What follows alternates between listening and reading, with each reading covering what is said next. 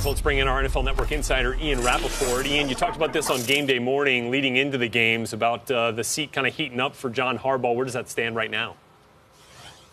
It's pretty hot. And look, one thing I mentioned during the report was that it would really take a catastrophic game against the Steelers for a mid-season removal of Harbaugh. And obviously, considering the fact that he just hosted a press conference, not going to happen this week. But what this did is it really sent the Ravens into the bye week thinking about all sorts of different ways that they can improve. And this really is when a team does some self-scouting, takes stock of themselves, and figures out a way to kind of improve and get better. And for Harbaugh, look, I mean, he's someone the organization likes, feels strongly about, led them to a Super Bowl, but it is very clear and has been clear this season they need to make the playoffs. And that's what his contract said. He's only through 2019, did not get an extension before this season. It has been a long time since they've made the playoffs. Even yesterday's game, win or lose, the truth remains. The Ravens need to win and keep winning in order for Harbaugh to be their coach in 2019. So obviously the Ravens have been integrating Lamar Jackson into the offense this year. And this tweet, as innocuous as it may seem, kind of like made my antenna go up a little bit here, Ian. I texted it to you, and I was like... Perfectly spelled. Yeah, there you go. Dude, a couple of thumbs up there. And look, it's interesting because it comes on the heels as they've lost 3 in a row. Does that mean something's changing here with Lamar Jackson? Has he been told something?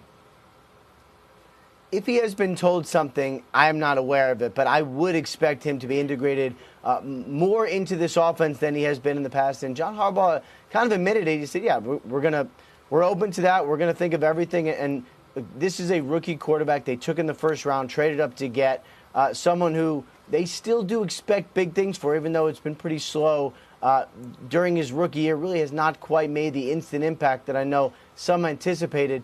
They got the bye week. They got a lot of time on their hands. Their offense has been relatively stagnant. And yeah, Joe Flacco is not going to lose his job right now, but I don't think anyone in the organization would mind putting a little heat on him. That did work earlier in the season when he came out really throwing as well as he had. So I would expect to see more Lamar Jackson coming out of the bye for the Ravens. And if he can keep it together, if he can kind of keep going in this progression, that would improve the offense. All right, Ian Rappaport there. Thank you very much. Latest on the Ravens. So how's that for journalism, Mike Silver? A GIF and 2 emojis and 1 word, dude, and we're talking about a starting quarterback change? I'm waiting for Joe Flacco to tweet back. Dude? Thumbs down? Just question mark. Dude? Yeah, no kidding.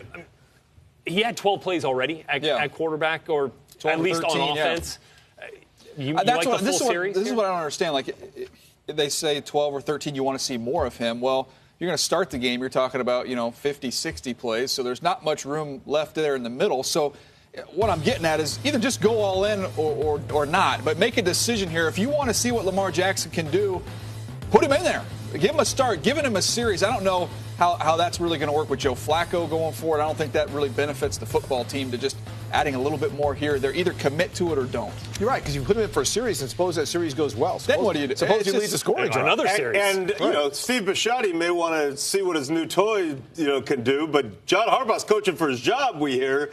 He wants to do what's best for him right now. And what's best for them is scoring more than 18 points a game. That's what's best for them. Something they haven't been doing. And that's not all on Flacco, because we've seen plenty of drop passes and guys not making plays out there to help the quarterback. A lot of injuries in the offensive line. I just saw them a couple weeks ago. They were a Justin Tucker extra point away from beating this, or at least going over against the Saints. Well, here's the thing. They can still get it right. But here's the thing. I feel like we do this show for 2 hours every Monday, and we sit and we praise the good teams, and we try and find excuses we can make for the teams that aren't playing very well. They're not winning football games. No. They're not scoring points. They're not getting the job done. And when that happens, change happens. I don't think it's going to happen at the head coach, obviously, right now during the season. Right now. But the quarterback thing, I think, is very much in play.